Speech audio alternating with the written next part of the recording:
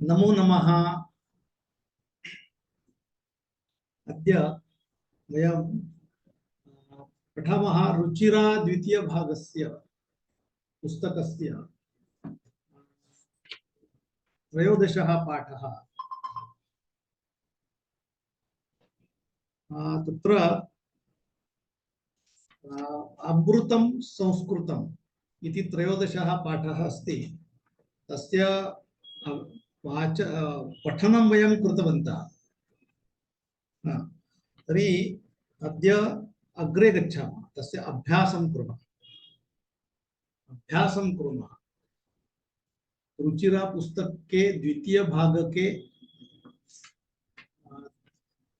13वें पाठ का अमृतम संस्कृतम, ये पाठ का हम आज अभ्यास करेंगे सप्तमी कक्षा के लिए। पाठ तो आपने पढ़ा है अच्छी तरह से, एक एक सेंटेंस करके पढ़ा है, संस्कृत भाषा का महत्व जान लिया है। अब हम उसका अभ्यास करते हैं। तो पहले अभ्यास अपना खोलो, पेज 72, द्विसप्ततिः पृष्ठ क्रमांक। तो प्रथमः अस्ति उच्चारणं कुरुत। उच्चारणं कुरुत इत्युक्ते जोर से पढ़ो। एक एक शब्द हम पढ़ते हैं, आप पढ़िए। उपलब्धासु यानी अवेलेबल। संगणकस्य यानी कंप्यूटर की। चिकित्सा शास्त्रम मेडिकल साइंस। वैशिष्ट्यम यानी स्पेशलिटी विशेष। भूगोल शास्त्रम भूगोल ज्योग्राफी। वाङ्मये, यहाँ किंचित वो न है, न उसको म मिला है, तो म वाङ्मये। वाङ्मये यानी साहित्य, लिटरेचर में। विद्यमानाः अवेलेबल, प्रेजेंट हुए, अभी है जिसमें, ऐसे। अर्थशास्त्रम इकोनॉमिक्स। तो दूसरा प्रश्न, प्रश्नानाम एकपदेन उत्तराणि लिखत।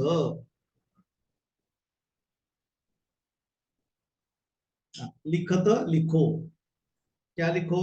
उत्तरे लिखो, उत्तराणि आंसर्स लिखो।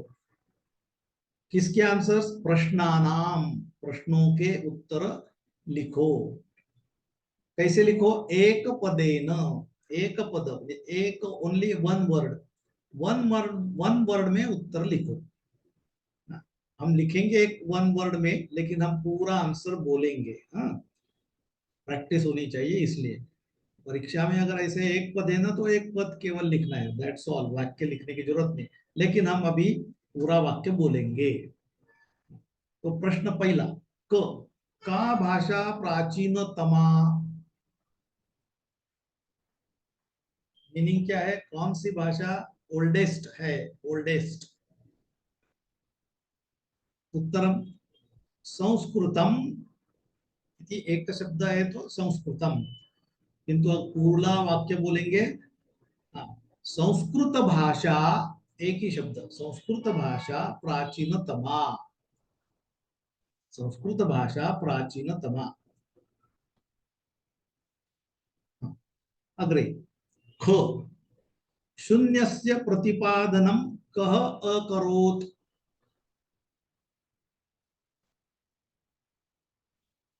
मीनिंग क्या है? शून्य की पहली बार किसने बोला? शोध किसने लगाया? शून्य का शोध किसने लगाया? नेचुरली शून्यस्य प्रतिपादनम् आर्यभट्टः अकरोत्। उत्तरं किम्? आर्यभट्टः। अगला प्रश्न अग्रे ग कौटिल्येन रचितं शास्त्रं किम्?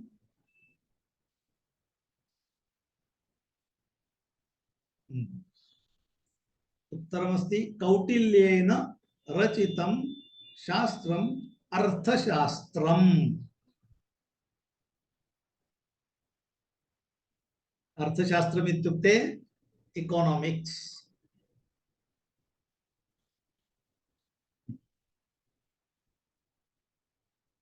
अग्रे कस्याः भाषायाः काव्यसौन्दर्यम् अनुपमम्?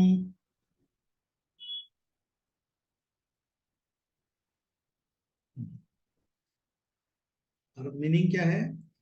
कस्याः कौन सी भाषायाः, कौन सी भाषा, कौन से भाषा का, कौन सी भाषा का काव्य सौंदर्यम, कविता सौंदर्यम अनुपमम इत्युक्ते उत्तम। किसका काव्य सौंदर्य, कौन से भाषा में, भाषा का काव्य सौंदर्य बहुत उत्तम है? संस्कृत भाषायाः काव्य सौंदर्यम अनुपमम। संस्कृत भाषा न संस्कृत भाषायाः, संस्कृत भाषा का काव्य सौंदर्य।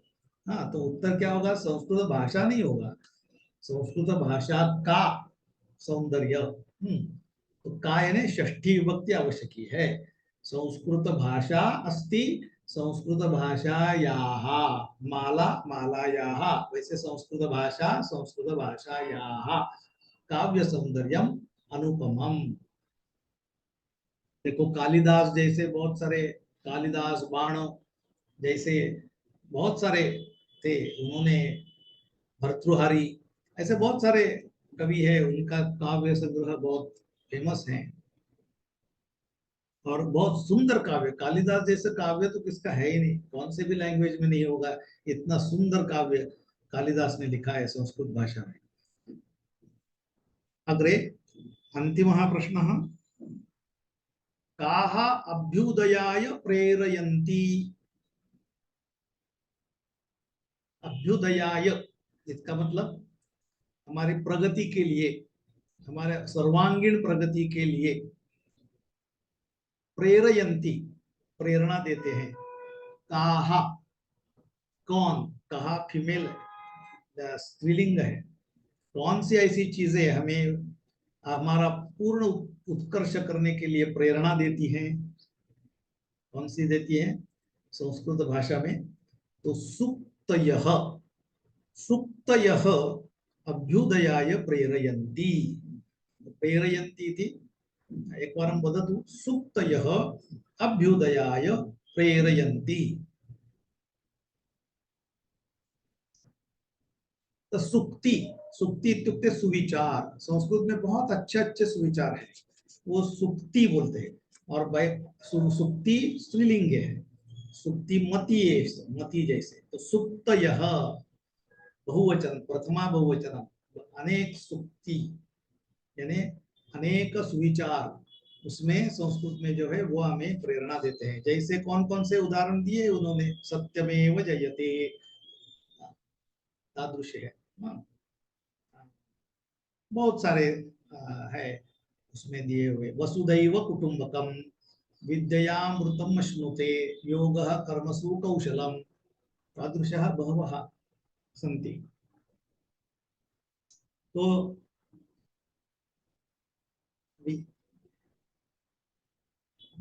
तृतीयः प्रश्नः, तृतीयः प्रश्नः, प्रथमः प्रश्नः उच्चारणं कुरुत, द्वितीयः प्रश्नः प्रश्नानाम् एकपदेन उत्तराणि लिखत। इदानीं तृतीयः प्रश्नः, प्रश्नानाम् उत्तराणि एकवाक्येन लिखत। लिखत क्या लिखत? उत्तराणि, प्रश्नानाम उत्तराणि, प्रश्नों के उत्तर लिखो। कैसे लिखो है? पहले बोला था एक पदेन, यहाँ एक वाक्येन, एक वाक्येन लिखतु। लिखत, सभी एक वाक्य से लिखे। तो क पहिला फर्स्ट प्रथमः प्रश्नः संगणकस्य कृते सर्वोत्तमा भाषा का। हाँ, पहले एक वाक्य ने एक वाक्य से बोलो, सिर्फ एक वाक्य। पहले देखा था हमने एक पदेन, अब है एक वाक्य न। तो एक वाक्य बोलना है पूरा, हाँ? एक पद नहीं, केवलम एक शब्द नहीं, एक आखा पूरा वाक्य बोलना है। तो देखो, संगणकस्य कृते सर्वोत्तमा भाषा का,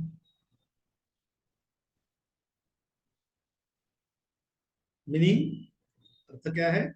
संगणक के लिए, कंप्यूटर के लिए सर्वोत्तम लैंग्वेज कौन सी है? तो ये है, उत्तर होगी संस्कृत भाषा। संगणकस्य कृते सर्वोत्तमा भाषा।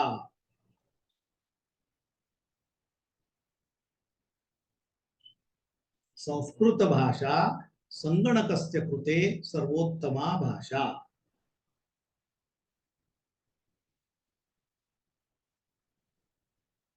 अग्रिमः प्रश्नः संस्कृतस्य वाङ्मयं कैः समृद्धम् अस्ति। मीनिंग संस्कृत का वाङ्मय किसके द्वारा बहुत समृद्ध किया गया है? किसने समृद्ध किया है? संस्कृत बहुत समृद्ध है, रीच है, लेकिन ये रीचता, उसको जो समृद्धता किससे आई है? तो कैसे आई है? तो उसका उत्तर क्या होगा? संस्कृत संस्कृतस्य वाङ्मयं वेदैः पुराणैः नीतिशास्त्रैः चिकित्साशास्त्रादिभिः च समृद्धम् अस्ति।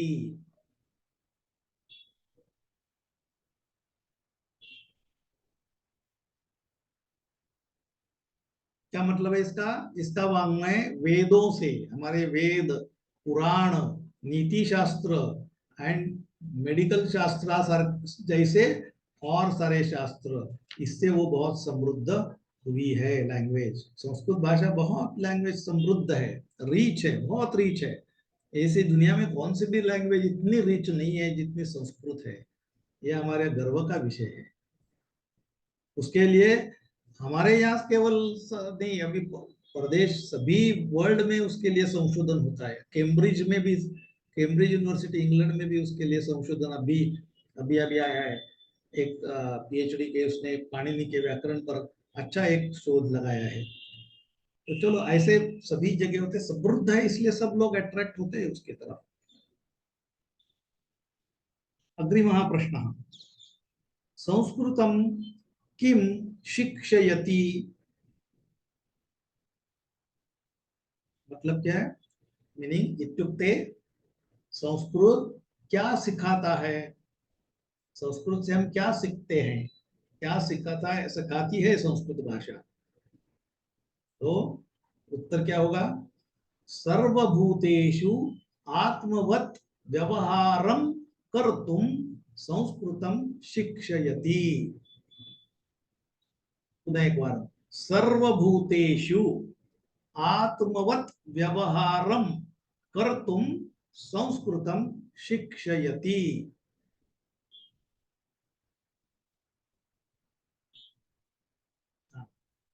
मतलब क्या है?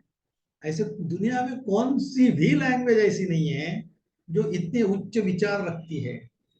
वो क्या सिखाती है हमें? संस्कृत में जो गीता है, संस्कृत में ही पूरी गीता लिखी हुई है, गीता। और जैसे बहुत अच्छा ग्रंथ है गीता, श्रीमद् भगवद गीता। इसमें ये क्या पढ़ाती है हमें? ये हमें पढ़ाती है सर्वभूतेषु यानी सर्व प्राणी मात्रों में खुद जैसा व्यवहार करने के लिए सिखाती है। ये संस्कृत में ही है, गीता पूरी संस्कृत में है।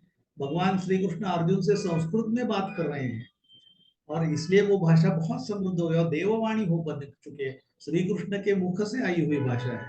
तो वो क्या सिखाती है कि सब लोग, सभी प्राणी मात्र, सभी सजीव प्राणी नहीं, केवलम सजीव प्राणी ही नहीं, निर्जीव प्राणी, ये वनस्पति और ये भी सभी केवलम मानव प्राणी नहीं, बाकी प्राणी तथा वनस्पति अपनी, वो भी निर्जीव वस्तु भी, सभी में भगवान है। इसलिए वो सभी सरीके हैं, आत्मवत जैसे, खुद के जैसे मानने के लिए हमें सिखाती है। इसलिए हमारा पिछला वाला पाठ क्या था, इसके पहले हमने कौन सा पाठ पढ़ा था, याद है? विश्व बंधुत्वम। विश्व बंधुत्वम ये कंसेप्ट बाकी कोई सोच ही नहीं सकता। ये संस्कृत जितनों जाना है वही सोच सकते हैं विश्व बंधुत्वम क्या चीज है, क्योंकि संस्कृत भाषा ही हमें सभी परमात्मा सभी जगह है, ये सभी प्राणी मात्र में ये बात बताता है। इससे हमारा भेद ही नष्ट हो जाता है। देयर इज नो डिफरेंस, कोई भेदभाव हमारे इसमें है ही नहीं। भेदभाव किसी में, जाति व्यवस्था या कोई ऐसे कोई नहीं है ही नहीं हमारे संस्कृत में और पुराने ग्रंथों में। बीच में कैसे तो वो जाति व्यवस्था घुस गई थी, और वो किसी ने लाई पता नहीं, वो बीच में आ गई थी, लेकिन हम फिर से उसको नष्ट कर दिए हैं हमने। और अभी पहले भी नहीं थी, अभी भी नहीं रहेगी जाति व्यवस्था। ये जो अनइक्वालिटी, हम तो अनइक्वालिटी बोल ही कैसे सकते हैं हम, है ना? अनइक्वालिटी बाकी के कंट्रीज बोल सकते हैं, अमेरिका बोल सकते हैं, वहां अमेरिका में भी पहले बहुत इनइक्वालिटी थी। रेड इंडियंस और उनको ब्लैक्स एंड व्हाइट्स एंड उनमें बहुत झगड़े होते थे। और ये बाकी की दुनिया में है, हमारे में कभी नहीं थे। हम तो इक्वालिटी पर भरोसा करते हैं। हमारा गीता इक्वालिटी बोलती है, सब लोगों में सभी समान है, ऐसे हम बोलते हैं। तो विषमता होगी कैसी? लेकिन दुर्भाग्यवश बीच में आई थी, किसी ने तो लाई थी, किसी दुष्ट लोगों ने वो बीच में लाई थी। लेकिन वो सच में जो हमारी संस्कृति नहीं है। जाति व्यवस्था हमारी संस्कृति में कभी भी बोला गया नहीं, जाति व्यवस्था अनइक्वालिटी ये कभी बोली नहीं है हमारे लिए। तो हम सभी में इक्वल ही समझते हैं, ये हमें सिखाती। क्योंकि यही देखे ना, संस्कृत क्या शिक्षयति, संस्कृत सर्वभूतेषु आत्मवत व्यवहारम कर्तुम शिक्षयति।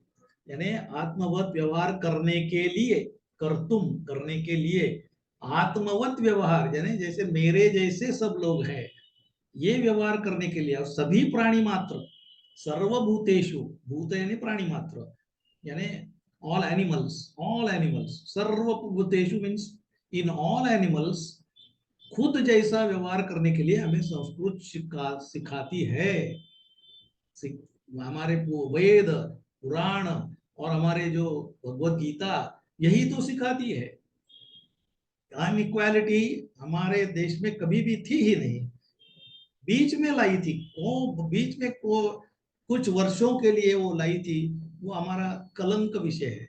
अब तो उसको भी हमने धो डाला है, अभी किधर भी हमारी विषमता नहीं है। हम सब वन बोला कि तुम्हारी जाति कौन सी है, तो हमने क्या बोलना है, मैं हिंदू हूँ।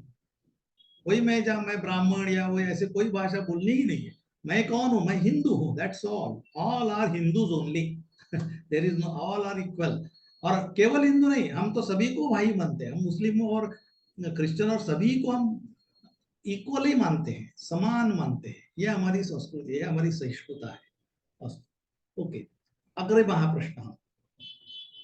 तो ये शिक्षा हमें संस्कृत देती है। अग्रे महाप्रश्न घ, अस्माभिः संस्कृतं किमर्थं पठनीयम।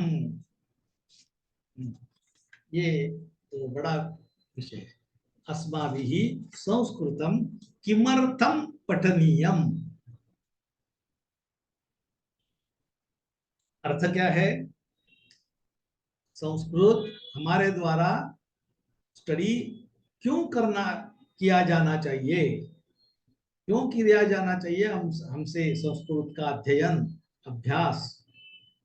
Why we should study Sanskrit? ये तो हमारा भी बहुत लाडला विषय है भाई। संस्कृत तो हमने क्यों नहीं सीखना चाहिए। संस्कृत में तो कितनी चीजें हैं, इसका विस्तृत एक वाक्य में एक पदेन लिखत, तो एक पदेन तो इम्पॉसिबल है इसका उत्तर देना। संस्कृत किमर्थम पढ़ना चाहिए, तो संस्कृत पढ़ने के लिए 100 रीजंस हैं। कौन कौन से रीजंस है? वो तो एक तो हमारी भाषा है, हमारी जननी है, सभी भाषाओं की जननी है। हमारी मातृभाषा है, हमारी माँ है, ये तो है ही। लेकिन दूसरा क्या है, हमारी माँ होते हुए भी हमें तो उसका गर्व तो करना ही चाहिए, माँ हमारी है इसलिए, लेकिन उतना उसके लिए हमें कोई कंट्रीब्यूशन करने, कॉम्प्रोमाइज कॉम्प्रोमाइज करने की जरूरत नहीं है। वो तो सब दुनिया में सबसे बढ़िया भाषा है, सबसे समृद्ध है, सर्वोत्तमा भाषा है दुनिया में। उसमें सभी है, बहुत सारे भंडार भरे हुए, ज्ञान के भंडार भरे हुए हैं। संस्कृत में क्या नहीं है पूछो, संस्कृत में सभी विषयों में ज्ञान भरा हुआ है, ज्ञान भर भर के भरा है। तो भी आक्रामकों ने, दुष्ट आक्रामकों ने जो आए थे अपने देश पर हमें गुलाम बनाया था, उन्होंने बहुत सारे जला दिए, बहुत सारे ग्रंथ हमारे, बहुत सारे लैंग्वेज जला दी। तो भी जो बचा हुआ है वो इतना समृद्ध है, तो पूरा कितना होगा सोचिए। इतना हमारा हमारा संपत्ति, हमारी संपत्ति थी नहीं, है भी, थी तो और भी ज्यादा थी, बहुत सारी नष्ट की दुष्ट लोगों ने, आक्रामकों ने, जिन्होंने हमें गुलाम बनाया। और तो भी जो बची है तो भी बहुत सारी है। ये तो तक्षशिला, नालंदा, वैसे जो हमारे विद्यापीठ थे पूरे पूरे हम्पी में, सभी जगह ऑल ओवर इंडिया, उसमें इतने ग्रंथ भरे हुए थे, इतना नॉलेज सिस्टम भरी हुई थी, उसमें ये मूर्ख लोगों ने जला दिया, पूरा नष्ट किया। जल वो इतना इतना समृद्ध था कि उसको, वो तक्षशिला और उसमें जो थे, वो जलाने के लिए उसमें एक एक महीना लगा। इतना सामान था कि जलने के लिए समय एक एक महीना लगा, इतना सामान उन्होंने जला दिया। तो भी जो बचा हुआ है तो इतना समृद्ध है। तो देखिए ओरिजिनल कितना होगा। तो ये इसलिए तो है ही। और क्या होगा, और दूसरा है कि हमारी भाषा इतनी साइंटिफिक है, the most scientific language in the world, most शास्त्रीय भाषा है संस्कृत।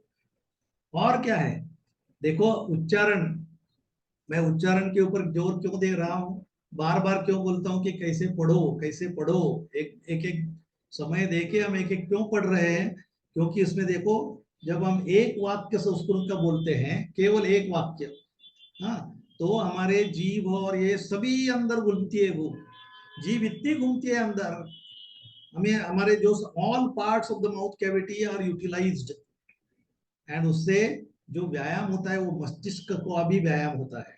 उसमें जो जो हार्मोन्स, बहुत हार्मोन से नहीं, कुछ सिक्रीशंस होती है जो डेवलपमेंट के लिए, बुद्धि के लिए, बुद्धि के विकास के लिए, अंडरस्टैंडिंग के लिए बहुत इंपॉर्टेंट रहते हैं। या ऐसे बीच में जो सिक्रीशंस होते हैं, जो हार्मोन्स बोलेंगे उसको, या मीडिएटर्स बोलेंगे, ये ब्रेन में इतने अच्छी तरह से होते हैं डेवलप, कि हमें संस्कृत पढ़ने से बुद्धि का ये इसका व्यायाम तो होता ही है, जीवा का, टंग का, लेकिन उसके साथ साथ हमारे ब्रेन की डेवलपमेंट बहुत अच्छी होती है, कि हम केवल संस्कृत जो सीखता है तो वो बाकी की लैंग्वेजेस भी बहुत आसानी से सीख सकता है। यही नहीं, बाकी के सब्जेक्ट्स भी आसानी से सीखता है। बाकी के सब्जेक्ट, साइंस सब्जेक्ट्स, इकोनॉमिक्स, वह सभी, कौन सा भी सब्जेक्ट डालो वो जल्दी जल्दी ग्रास्प करता है, ग्रास्पिंग पावर बहुत बढ़ती है। ये संस्कृत की विशेषता है, इसलिए हमें संस्कृत पढ़ना चाहिए। और भी बहुत सारे रीजन है, और बहुत समृद्ध भाषा है, सभी है, लेकिन ऐसा तो निबंध हो जाएगा। लेकिन हमें क्या बोला है, एक वाक्य न उत्तर दे दो, केवलम एक वाक्य लिखो। तो अभी कौन सा इसमें, तो अभी एक ढूंढा है जो पुस्तक में दिया हुआ है, वही हम ढूंढते हैं। और उत्तर क्या लिखेंगे, संस्कृत ग्रंथेषु मानव जीवनाय विविधाः विषयाः समाविष्टाः सन्ति, अतः अस्माभिः संस्कृतम् अवश्यमेव पठनीयम्। पुस्तक में वाक्य है, उसे अंडरलाइन करो, वही उत्तर हमें देना है, एक ही। नहीं तो एक पूरा निबंध लिखना पड़ेगा, हमने संस्कृत क्यों पढ़ना चाहिए, एक दिन भर भी बोलते रहे तो वो बोलते ही रहेंगे, समाप्त नहीं होगा विषय। इतना समृद्ध संस्कृत लैंग्वेज है, और इतने सारे रीजंस है संस्कृत पढ़ने के लिए। तो यहाँ जो है केवल एक ही लिखते हैं, तो संस्कृत ग्रंथेशु, संस्कृत ग्रंथों में, मानव जीवनाय, मानव के जीवन व्यवहार चलने के लिए, विविधाः विषयाः, बहुत सारे विषय, समाविष्टाः, इंक्लूडेड, इंक्लूडेड संति, बहुत सारे विषय इंक्लूडेड हैं जो मानव जीवन के लिए आवश्यक हैं, जैसे इकोनॉमिक्स है, मेडिकल साइंसेस है, इंजीनियरिंग है, और क्या क्या नहीं है, लिटरेचर भी है, इकोनॉमिक्स है, मैनेजमेंट साइंस है, सभी बहुत सारे उसमें सभी ग्रंथ उसमें भरे हुए हैं। तो ये एक सेंटेंस में उत्तर देना है तो हमने ये दिया, संस्कृत ग्रंथेषु मानव जीवनाय विविधाः विषयाः समाविष्टाः सन्ति, अतः अस्माभिः संस्कृतं पठनीयम्। अवगतम्? स्पष्टम् सर्वम्? और ये प्रश्न का तो पूछा जाएगा ही परीक्षा में क्योंकि ये पाठ का महत्व ये है कि संस्कृत का महत्व है, तो संस्कृत हमने क्यों पढ़ना चाहिए, ये तो कोई भी एग्जामिनर होगा तो ये तो प्रश्न पूछेगा ही, तो बहुत, क्योंकि सार है उसका ये पाठ का। तो पूरा अमृतम संस्कृतम, संस्कृत संस्कृत के बारे में जितना बोलेंगे उतना कम है। तो ये इसके लिए ये प्रश्न तो आएगा ही आएगा जरूर, संस्कृतम हमने किमर्थम पठनीयम, कोई भी एग्जामिनर हो जरूर पूछेगा। ओके, चलो एग्जाम की बात छोड़िए, हमें खुद संस्कृत पढ़ा, बहुत सारे हम लकी है, परमेश्वर ने हमें संस्कृत पढ़ाने की बुद्धि अक्ल दी है, ये बहुत हमारे लिए उपकार है भगवान का।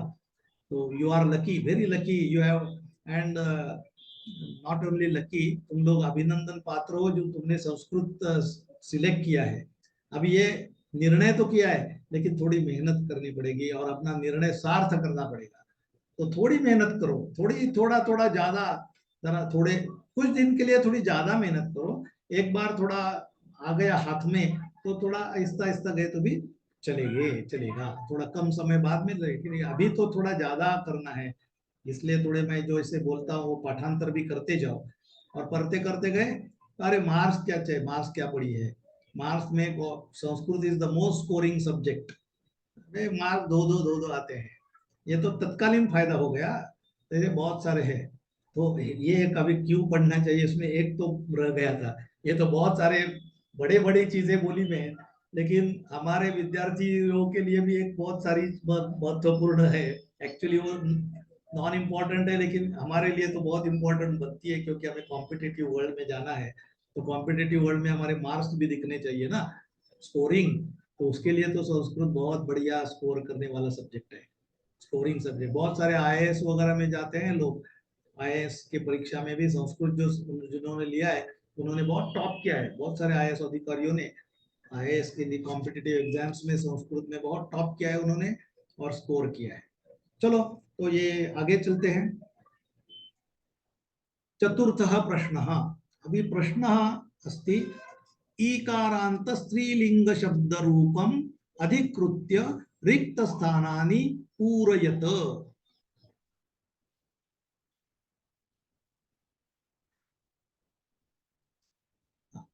पूरयत भरो, क्या रिक्त स्थानानि, फिल इन द खाली जगह भरो, किसके किससे, अधिकृत्य यानी पकड़ के, चुन के, अधिकृत्य स्वीकार करके, क्या स्वीकार करके, ह्रस्व इकारांत, हमने नदी देखा, नदी दीर्घ इकारांत है, अब ये ह्रस्व इकारांत वाले शब्द हैं, नदी जैसे ही चलेंगे, थोड़ा डिफरेंस है, थोड़ा डिफरेंस मैंने बोला था, जो प्रथमा विभक्ति में थोड़ा सा डिफरेंस है और द्वितीय विभक्ति के द्विवचन में थोड़ा सा डिफरेंस है, बाकी सभी वैसे ही है। हाँ, तो अब देखते हैं, चलो आगे। तो पहला जो है, जैसे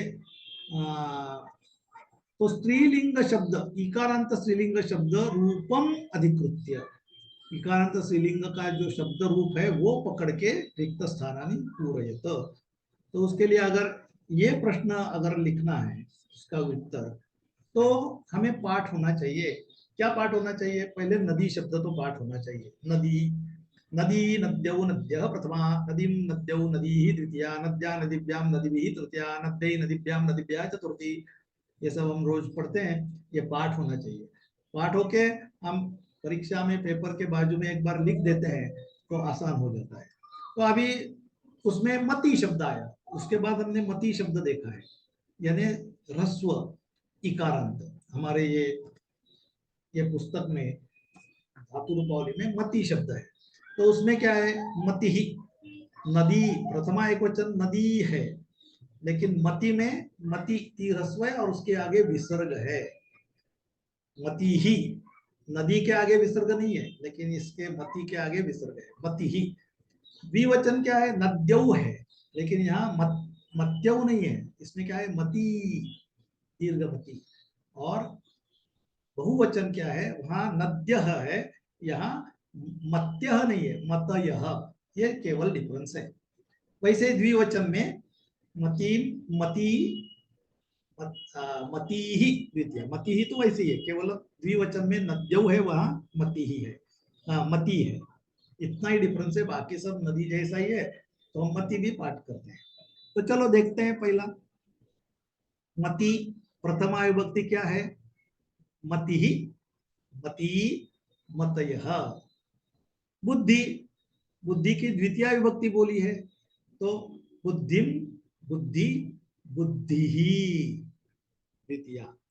प्रीति, सरी के वर्ड से सब, प्रीति की द्वितीय विभक्ति क्या होगी, प्रीतिम, प्रीति, प्रीति ही।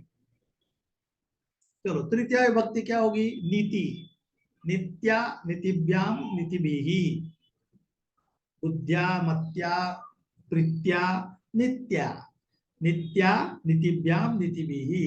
शांति, शांति का क्या होगा, शांति, शांत्या, शांतिभ्याम, शांतिभिः। चतुर्थी विभक्ति क्या होगी, मति की, मत्यई।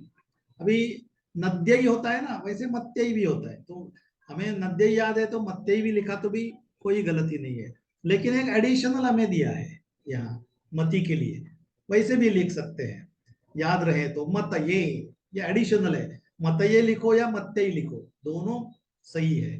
तो नद्यई जैसे मत्यई होता है, मतये भी लिख सकते हैं, नदये नहीं लिख सकते, नदी के लिए नदये नहीं लिख सकते, लेकिन मति के लिए मतये, शांतये, नीतये, प्रीतये, बुद्धये, ये लिख सकते हैं, मतये, गतये इति। तो ये है, तो उसके लिए मत्यई, मतिभ्याम, मतिभ्या व मतये, मतिभ्याम, मतिभ्या चलता है। तो प्रकृति का क्या होगा, प्रकृत्यई व प्रकृतये, प्रकृतिभ्याम, प्रकृतिभ्यः। चतुर्थी।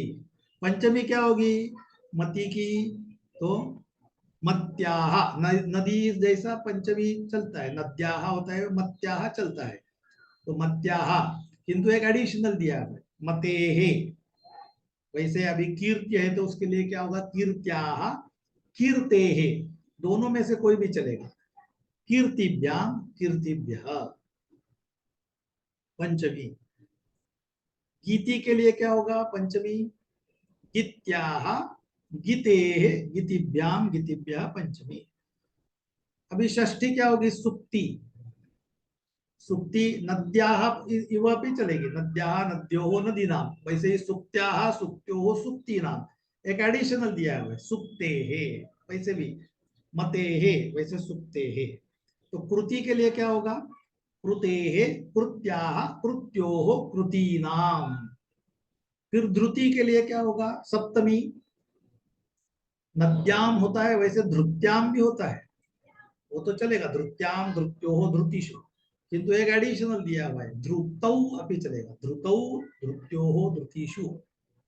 भीति के लिए क्या होगा, भीति, मेरी भीति होती है सबकी, तो भीति, भित्याम, भितौ, भित्योः, भित्विषु, भितिषु, सप्तमी।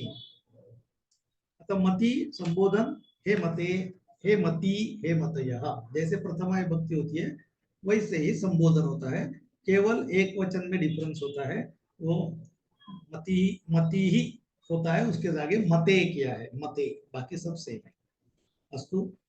पंचमः प्रश्नः। रूपाणी, इसलिए मैं बोलता हूँ कि वर्ग में पाठ क्यों कर रहे हैं हम, देव शब्द वगैरह, ऐसे जो प्रश्न रहते हैं उसके यार फुल मार्क्स मिलते हैं, रूप अच्छी तरह से लिखना है, इसलिए पाठ हो तो लिख सकते हैं। पंचमः प्रश्नः। रेखांकितानि पदानि अधिकृत्य प्रश्न निर्माणं कुरुत।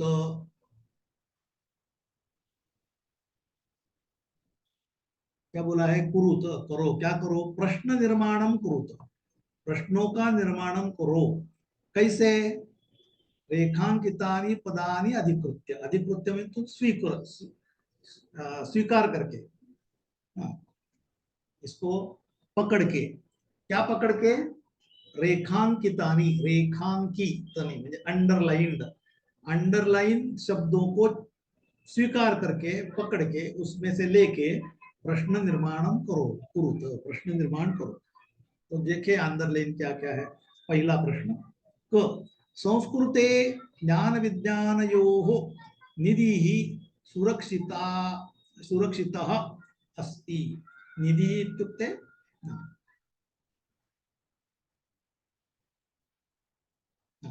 निधि इत्युक्ते खजाना, खजाना। उसमें जो है क्या बोलते हैं उसको, संपत्ति, हाँ, खजाना। तो उसका जो खजाना है, वेल्थ, वेल्थ इंग्लिश में। तो संस्कृत में ज्ञान विज्ञान का खजाना सुरक्षित है। तो अभी निधि ही, तो निधि यानी पुल्लिंग है, तो पुल्लिंग के लिए हमें क शब्द का उपयोग करना है एक ही प्रश्न से। तो क्या होगा? हाँ, संस्कृते ज्ञान विज्ञानयोः कः सुरक्षितः अस्ति? कः, कः सुरक्षितोऽस्ति? कौन सुरक्षित है? निधि सुरक्षित है। निधि पुल्लिंग एक वचन इकारांत है, वो हमने अभी तक नहीं देखा है, देखने वाले हैं हम। मुनि शब्द लगेगा इसमें, जो मुनि शब्द है, मुनि ही, मुनि मुनयः, वैसे निधि ही, निधि निधयः। तो जो निधि पुल्लिंग है, तो कः सुरक्षितः अस्ति? अग्रा, अग्रे, संस्कृतमेव संगणकस्य कृते सर्वोत्तमा भाषा।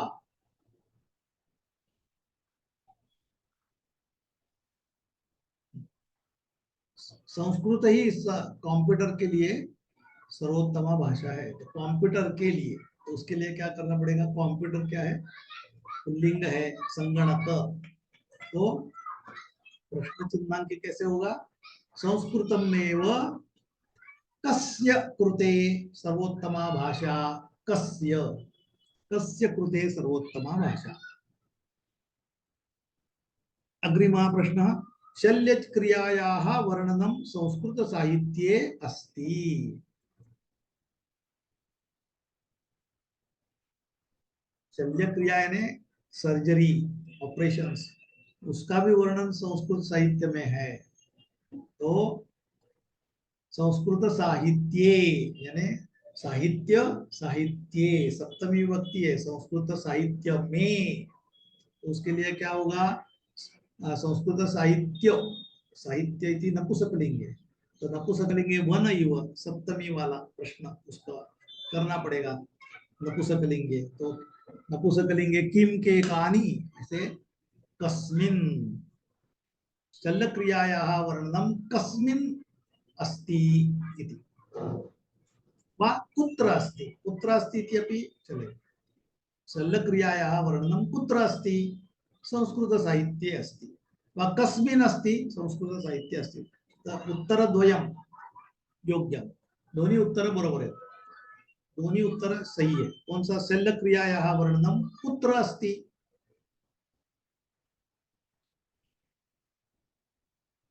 प्रश्न किया है, वा शल्यक्रियायाः वर्णनं कस्मिन् अस्ति, दोनों सही है। तो उत्तर आया संस्कृत साहित्य अस्ति। किधर है? संस्कृत साहित्य में। जैसे पहला प्रश्न क्या हुआ? कौन सुरक्षित है? कह सुरक्षित है? तो उत्तर है निधि सुरक्षित है, यानी खजाना सुरक्षित है। दूसरा है किसके लिए सर्वोत्तम भाषा है? तो उत्तर क्या आ गया? संगणकस्य कृते, संगणक के लिए। अभी कहाँ वर्णन कहाँ है? हाँ, तो यानी कहाँ यानी कुत्र है, या या किस में है, कस्मिन है, तो संस्कृत साहित्य में है, ये उत्तर है। तो उत्तर देख के प्रश्न किया है हमने, हमें उत्तर मिला है, उसको प्रश्न करना है। अंतिमः प्रश्नः, वरिष्ठान् प्रति अस्माभिः प्रियं व्यवहर्तव्यम्।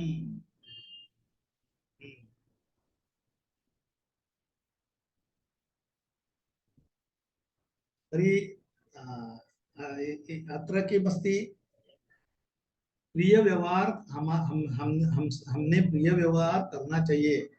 किनके तरह, किनके लिए, वरिष्ठ लोगों के लिए, जो बड़े हैं, बड़े हैं, उम्र से बड़े हैं, ज्ञान से बड़े हैं, उनसे, उनके प्रति हमारा व्यवहार कैसे होना चाहिए, प्रिय व्यवहार होना चाहिए। तभी इसका प्रश्न क्या होगा, वरिष्ठ पुल्लिंग है, एक वचन, तो उसका अभी द्वितीय वरिष्ठान प्रति, तो उसका प्रश्न का भी हमें द्वितीय बहुवचन करना पड़ेगा, द्वितीय बहुवचन। तो क्या होता है, कह कौ के प्रथमा, कम कौ कान, का न, कान, कान प्रति अस्माभिः प्रियं व्यवहर्तव्यं, कान प्रति। हो गया प्रश्न। अस्तु, अग्रे गच्छामः। षष्ठः प्रश्नः, उदाहरणानुसारं पदानां विभक्तिं वचनं च लिखत।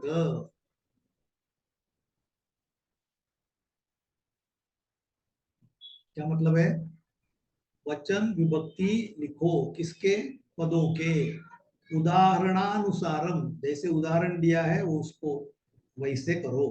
क्या उदाहरण दिया है, उधर पदानिधि विभक्ति वचन दिए, यही तो, इसके लिए हमें शब्द पाठ करने की जरूरत है। वही तो मैं बोल रहा हूँ ना, रोज मैं क्या बोल रहा हूँ, शब्द पाठ करो, एक एक शब्द पाठ करो, रटन करो। ऐसे ये अभी तो 4 पाठ करना है भाई, 7-8 प्रश्न करने से, सब शब्द पाठ करने से सब कुछ 99% काम हो जाएगा। एक एक हमें पाठ करने हैं। पहले तो ये 4 पाठ करो, उसमें तो 70% काम हो जाता है। अभी देखें, इसमें सभी मती वाले हैं, तो देखो, संस्कृते है, क्या है, षष्ठी एक वचनम। गति ही क्या है, मति ही मति मतया प्रथमा, गति ही प्रथमा एक वचनम। नीतिम, नीतिम क्या होगा, मति याद रखना है, मति ही मति मतया मतिम, मतिम द्वितीय एक वचनम, द्वितीय। सुक्तयः, मति ही मति मतयः, सुक्ति ही सुक्ति सुक्तयः, प्रथमा बहुवचनम। शांत्या, मत्या, मति ही मति मतयः, मतिम मति मतिः, मत्या, शांत्या, तृतीया एक वचनम। प्रीत्यै, मत्यै, नद्यै, तो क्या है, कैसे होगा, मति ही मति मतयः, मतिम मति मतिः, मत्या मतिभ्यां मतिभिः, मत्यै, मतिभ्यां मतिभ्या, तो मत्यै, प्रीत्यै, चतुर्थी एक वचनम। मतिषु, मति मति मतयः प्रथमा, मति मति मतिः द्वितीया, मत्या मतिभ्यां मतिभिः तृतीया, मत्यै मतिभ्यां मतिभ्यः चतुर्थी, मत्याः मतिभ्यां मतिभ्यः पंचमी, मत्याः मत्योः मतीनां षष्ठी, मत्यां मत्योः मतिषु सप्तमी बहुवचनम। ये शब्द पाठ करने से ये प्रश्नों के उत्तर आसानी से आ सकते हैं और फुल मार्क्स मिल सकते हैं, है ना। तो आगे चलते हैं। अग्रिमः प्रश्नः अन्तिमः, यथा योग्यं संयोज्य लिखत, लिखत, लिखत, लिखो, कैसे, संयोज्य, जोड़ के, कैसे जोड़ के, यथा योग्यम, जैसे योग्य है वैसे जोड़ो, ऐसे ही नहीं जोड़ना है, योग्य जोड़ना है, जिसका अर्थ है। तो देखते हैं पहले क्या है, कौटिल्येन, कौटिल्य ने क्या किया, इसमें अर्थशास्त्रम रचितम, अर्थशास्त्र रचित किया। अगला, चिकित्सा शास्त्रे, चिकित्सा शास्त्र मेडिकल साइंस, उसमें किसका है योगदान, चरक सुश्रुतयोः योगदानम, चरक तथा सुश्रुत ये इतने महान थे कि वहां सर्जरी इतने सालों पहले करते थे, ट्रांसप्लांट भी करते थे, बहुत बड़ी सर्जरी करते थे। उनके ग्रंथों में लिखे हुए हैं सर्जरी के ये सब। तो ये चिकित्सा शास्त्रे चरक सुश्रुत योगदान। उसके बाद शून्य से आविष्कर्ता, शून्य का शोध किसने, खोज किसने लिया, ये तो भूलना ही नहीं चाहिए हमने। ये हमारा इतना सौभाग्य है, हमारा गर्व का विषय है कि हमारे ये जो ऋषि मुनि है उसमें शून्य की कंसेप्ट हमने वर्ल्ड को दी है। पूरा मैथमेटिक्स इसके ऊपर आधार है। आजकल का जो डिजिटल वर्ल्ड इतना बड़ा है, शून्य और एक, शून्य और एक, इसके ऊपर बाइनरी नंबर केवलम, ये सभी ये शून्य की वजह से है। ये शून्य की कंसेप्ट हमें दी थी आर्यभट्ट, आर्यभट्ट ने। तो शून्य का आविष्कर्ता आर्यभट्ट। ये तो पाठ करने की जरूरत नहीं है, ये तो हमारे दिल में होना चाहिए। अरे किसने शोध लगाया, आर्यभट्ट। ऐसे बोलना चाहिए, शून्य की कंसेप्ट आर्यभट्ट। पाठ क्यों करना है, हमसे दिल से आना चाहिए बाहर। इसलिए हमारा पहला उपग्रह हमने जो छोड़ा उसका नाम क्या दिया, आर्यभट्ट, आर्यभट्ट। अग्रे संस्कृतम क्या रखा, अभ्युदयाय प्रेर ना, संस्कृतम क्या बचा, ज्ञान विज्ञान पोषकम। संस्कृतम क्या करते हैं, ज्ञान का विज्ञान का पोषण करता है, यानी ज्ञान विज्ञान बढ़ाता है। सभी ज्ञान यानी बाकी के साइंसेस, बाकी के इसमें तो विज्ञान के लिए सब कुछ लिखा जाएगा। विज्ञान यानी जो मटेरियल साइंस है, जो हमारे साइंस, फिजिक्स, केमिस्ट्री, बायोलॉजी वगैरह। लेकिन ज्ञान यानी भिन्न है, ज्ञान यानी उसके परे, उसके बाहर के, वो तो केवल संस्कृति दे सकता है। इसलिए ज्ञान विज्ञान, बाकी के साइंसेस हमें, बाकी के सब्जेक्ट्स हमें केवल विज्ञान के बारे में बोल सकते हैं। ज्ञान के बारे में केवल हम यही बोल सकता है, और वो संस्कृत में ही है। तो संस्कृत ही केवल हम ज्ञान दे सकता है, ज्ञान। बाकी के इंफॉर्मेशन दे सकते हैं, ज्ञान केवल हम संस्कृत दे सकता है। तो ज्ञान विज्ञान यो हो, इसका पोषकम संस्कृतम। अंतिम है सुक्तय, सुक्त यानी सुविचार। सुविचार क्या करते हैं, हमें प्रेरणा देते हैं। इसलिए अभ्युदयाय प्रेरयंती, अभ्युदयाय प्रेरयंती। ऐसे समझ के करो तो पाठ करने की जरूरत ही नहीं है, लेकिन पाठ भी करो, समझ के पाठ करो ना। तो आगे खत्म, अभ्यास तो खत्म, लेकिन हमें क्या पाठ में अंतिम क्या है, ध्यातव्यम। ध्यातव्यम इसका अर्थ क्या, व्हाट इज मीन बाय इत्युक्ते किम, ध्यातव्यम इत्युक्ते किम, क्या ग्रहण करना चाहिए, हमने क्या लेना चाहिए सीख, इससे सीख क्या लेनी चाहिए, हमने क्या उसमें पकड़ना चाहिए, इसका अर्थ ध्यातव्यम। हमारा ध्यान कहाँ देना चाहिए और हमने क्या स्वीकारना चाहिए। तो देखो, अस्मिन् पाठे संस्कृति, स्मृति, नीति, सुक्ति, परिस्थिति, पद्धति, दृष्टि, धृति, शांति, प्रीति इत्यादयः शब्दाः प्रयुक्ताः सन्ति।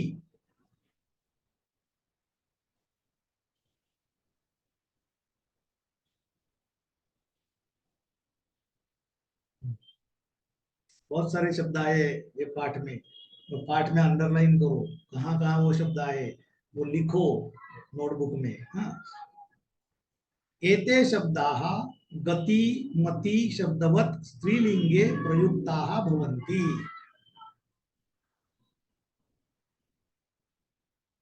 मतलब क्या है, स्त्रीलिंगे प्रयुक्ताः भवन्ति में स्त्रीलिंग में होते हैं, स्त्रीलिंग में होते हैं। क्या स्त्रीलिंग में होते हैं, मति गति शब्दवत, शब्दवत म्हणजे शब्द जैसे, शब्दवत शब्द जैसे, लाइक, लाइक गति मति ये शब्दों जैसे ये शब्द होते हैं स्त्रीलिंगे। एतेषां शब्दानां चतुर्थी पंचमी षष्ठी सप्तमी विभक्ति नाम एक वचने द्वे द्वे रूपे भवतः।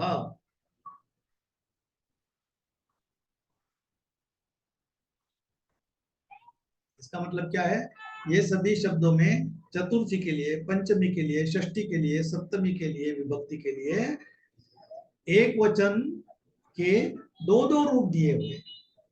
एक वचन के लिए दो दो रूप, यहाँ देखिए देखा है ना, मत्ययी मतये, कीर्त्याः कीर्तेः, सुक्तेः सुक्त्याः, धृतौ धृत्याम, ऐसे दो दो रूप दिए हैं।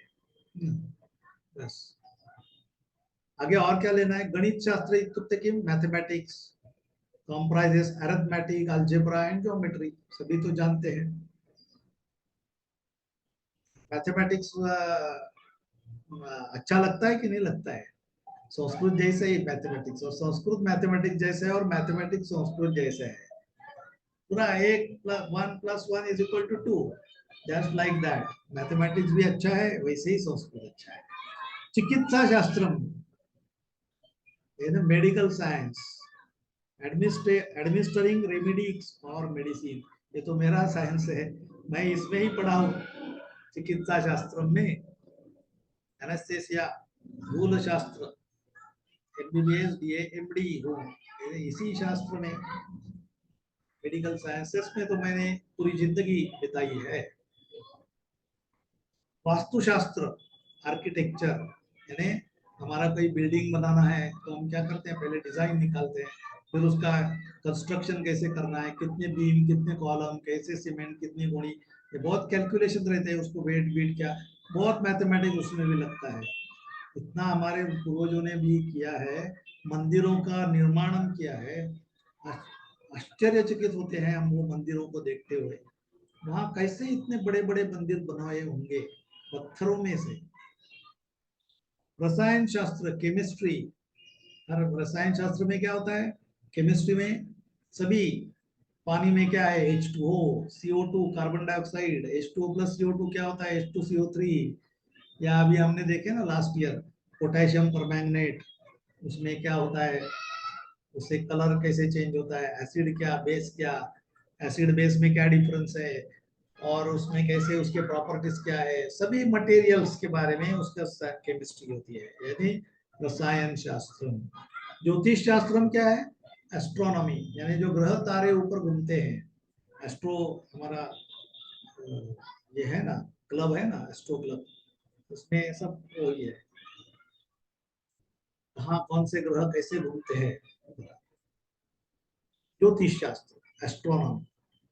विमान शास्त्र, यानी एरोनॉटिक्स, विमान का भी बहुत बड़ा शास्त्र है, कैसे उसको ऊपर कैसे उठता है, उसके लिए फिजिक्स है बहुत सारा, वेंचुरी प्रिंसिपल्स हैं, ऐसे बहुत सारे फिजिक्स है, वो है विमान शास्त्र। तो ये हो गया हमारा पाठ। तो ये हिसाब से ऐसे अगर हम अभ्यास करेंगे और याद करके फिर पाठ करो, पाठ तो करना ही पड़ेगा। पाठ करना है, यानी वारंवार वारंवार पढ़ना, तो पाठ हो जाता है। तो पाठ करने के लिए ऐसे समझ के पाठ किया तो पाठ जल्दी होता है, नहीं तो पाठांतर होता नहीं है।